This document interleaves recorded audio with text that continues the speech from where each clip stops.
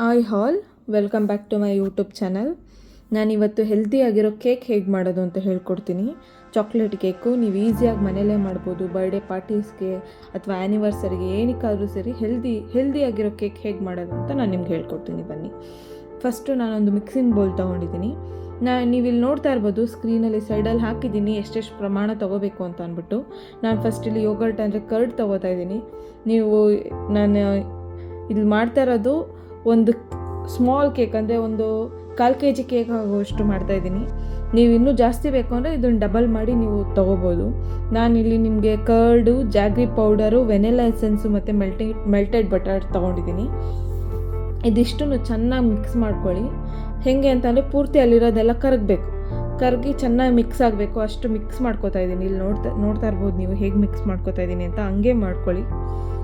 ಹಾಗೆಲ್ಲ ಮಿಕ್ಸ್ ಆದಮೇಲೆ ಈಗ ನೆಕ್ಸ್ಟು ನಾನು ಜಾಡಿ ಇಟ್ಕೋತಾ ಇದ್ದೀನಿ.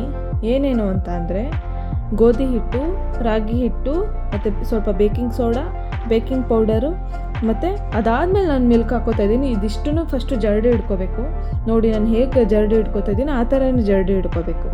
ಇದಿಷ್ಟು ಹಿಂಗೆ ಜರಡಿ ಇಟ್ಕೊಂಡಾದಮೇಲೆ ಈಗ ನೋಡ್ತಾ ಇರ್ಬೋದು ಹಿಂಗಾಗಿರುತ್ತೆ. ಸೊ ಇದ್ರ ಮೇಲೆ ನಾನೀಗ 2.5 ಸ್ಪೂನ್ ನಿಮ್ಮ ಥಿಕ್ನೆಸ್ ಗೊತ್ತಾಗುತ್ತೆ ನೀವು ಹಾಕೋಬೇಕಾದ್ರೆ. ಅದನ್ನು ಹಾಕ್ಕೊಂಡು ನೀವು ಚೆನ್ನಾಗಿ ಮಿಕ್ಸ್ ಮಾಡ್ಕೋಬೇಕು. ಹೇಗೆ ಅಂತಂದರೆ ನಾನು ಇಲ್ಲಿ ತೋರಿಸ್ತಾ ಇದ್ದೀನಲ್ಲ, ಹಂಗೆ ಮಿಕ್ಸ್ ಮಾಡಿಕೊಂಡ್ರೆ ನಿಮಗೆ ಒಂಚೂರು ಗಂಟಾಗಲ್ಲ. ಇಲ್ಲ ಅಂತಂದರೆ ಗಂಟಾಗಿಬಿಡುತ್ತೆ. ಸೊ ಹುಷಾರಾಗಿ ಮಾಡಿ, ನೀಟಾಗಿ ಹಿಂಗೆ ಸ್ಟ್ರೇನ್ ಮಾಡ್ತಾ ಇದ್ದರೆ ಅದಕ್ಕೆ ಒಂಚೂರು ಗಂಟಾಗದಂತೆ ಬರುತ್ತೆ. ನೀವು ಇಲ್ಲಿ ನೋಡ್ಬೋದು ಮತ್ತೆ ಸ್ವಲ್ಪ ಮಿಲ್ಕ್ ಹಾಕ್ಕೊಂಡು, ನಾನು ಫುಲ್ ಹಾಕ್ಕೊಂಡಿಲ್ಲ ಫಸ್ಟೇ, ಮತ್ತೆ ಹಾಕ್ಕೊಂಡು ನಾನಿಲ್ಲಿ ಮಿಕ್ಸ್ ಮಾಡ್ಕೋತೀನಿ. ಏನಕ್ಕೆ ಗಟ್ಟಿ ಆಗುತ್ತೆ. ಫುಲ್ಲು ಒಟ್ಟಿಗೆ ಹಾಕ್ಕೊಂಡ್ರೆ ಅದು ಗಂಟಾಗುತ್ತೆ. ಅದಕ್ಕೆ ಸ್ವಲ್ಪನೇ ಹಾಕ್ಕೊಂಡು ಈ ಥರ ಮಿಕ್ಸ್ ಮಾಡ್ಕೋಬೇಕು. ಇಲ್ಲಿಷ್ಟು ಮಿಕ್ಸ್ ಆದಮೇಲೆ ನಾನು ಸೈಡಲ್ಲಿ ಪ್ಯಾನ್ನ ಹೀಟ್ ಮಾಡಿದ್ದೀನಿ. ಅದನ್ನು 10 ಮಿನಿಟ್ಸ್ ಹೀಟ್ ಮಾಡಿದ್ದೀನಿ. ಈ ಥರ ಎಲ್ಲ ಆದಮೇಲೆ ನಾನು ಇಲ್ಲಿ ನೋಡ್ತಿರ್ಬೋದು, ಫಸ್ಟೇ ಬಟರ್ ಪೇಪರ್ ಹಾಕ್ಕೊಂಡು ಮೋಲ್ಡ್ ಒಳಗಡೆ ಹಾಕ್ಕೋತಾ ಇದ್ದೀನಿ ಎಲ್ಲ ಕ್ರೀಮ್. ನಾನು ಅದಾದಮೇಲೆ ಈ ಥರ ಟ್ಯಾಪ್ ಮಾಡಿದ್ರೆ ಅದರೊಳಗಡೆ ಬಬಲ್ಸ್ ಏನಿರುತ್ತೆ ಅದೆಲ್ಲ ಮೇಲೆ ಬಂದು ಅದು ನೀಟಾಗಿ ಸಮವಾಗಿ ಕೂರುತ್ತೆ. ನಾನೇನು ಪ್ಯಾನ್ ಹೀಟ್ ಮಾಡ್ಕೊಂಡಿದ್ದೆ ಮುಂಚೆನೇ, ಅದ್ರ ಮೇಲೆ ಒಂದು ಇದಿಟ್ಟು ಅದನ್ನು ಇಟ್ಟಿದ್ದೀನಿ ಕೇಕ್ನ. ಸೊ ಇಲ್ಲಿ ನಾನು ಅದ್ರ ಮೇಲೆ ಟಾಪಿಂಗ್ಸ್ ಹಾಕ್ಕೊಳ್ಳೋದಕ್ಕೆ ನಾನು ಇಲ್ಲಿ ಚಾಕ್ಲೇಟ್ಸ್ ಎಲ್ಲ ಕಟ್ ಮಾಡ್ಕೊಂಡು, ನಾನು 2 ಥರ ಕಟ್ ಮಾಡ್ಕೊತೀನಿ. ಒಂದು ಡಾರ್ಕ್ ಚಾಕ್ಲೇಟು, ಇನ್ನೊಂದು ಮಿಲ್ಕ್ ಕಾಂಪೌಂಡ್ನ ಎರಡೂ ಕಟ್ ಮಾಡ್ಕೊತೀನಿ. ನಾನಿಲ್ಲಿ ಅಮೂಲ್ ತೊಗೊಂಡಿದ್ದೀನಿ. ನಿಮ್ಗೆ ಯಾವ ಬ್ರ್ಯಾಂಡ್ ಸಿಗುತ್ತೆ ಅದನ್ನು ನೀವು ಯೂಸ್ ಮಾಡ್ಬೋದು. ಸೊ ನೋಡ್ಬೋದು ಈಗ ಕೇಕ್ ಎಲ್ಲ ಆಗಿದೆ. ಅದು ಕೇಕದು ತೊಗೊಳೋದು ವೀಡಿಯೋ ಮಾಡೋಕ್ಕಾಗಲಿಲ್ಲ.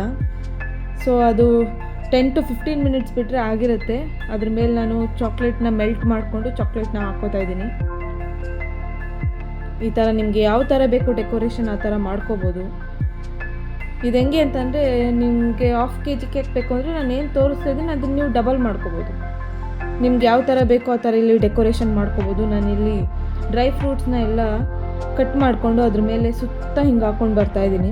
ಸೊ ಒಂಚೂರು ಚೆನ್ನಾಗಿ ಕಾಣುತ್ತೆ ಅಂತ.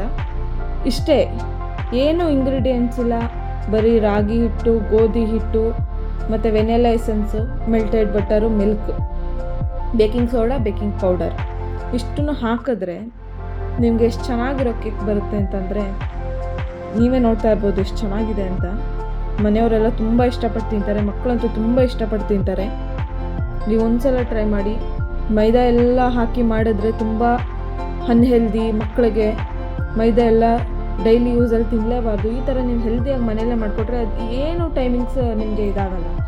ಜಸ್ಟ್ 10 to 15 ಮಿನಿಟ್ಸ್ ಒಳಗಡೆ ಈ ಕೇಕ್ ಆಗುತ್ತೆ. ಯಾಕೆ ನಾನು ನಾರ್ಮಲ್ ಪ್ಯಾನ್ ಇರುತ್ತಲ್ಲ ಆ ಪ್ಯಾನಲ್ಲೇ ತೊಗೊಂಡು ಈ ಕೇಕ್ ನಾನು ಮಾಡಿರೋದು. ನೋಡ್ತಾ ಇರ್ಬೋದು, ನಮ್ಮ ಮನೇಲಂತೂ ಎಲ್ಲರೂ ತುಂಬ ಇಷ್ಟಪಟ್ಟು ತಿಂದರು. ಇನ್ನೂ ಚೆನ್ನಾಗಿದೆ ಅಂತ ಇದ್ದರು.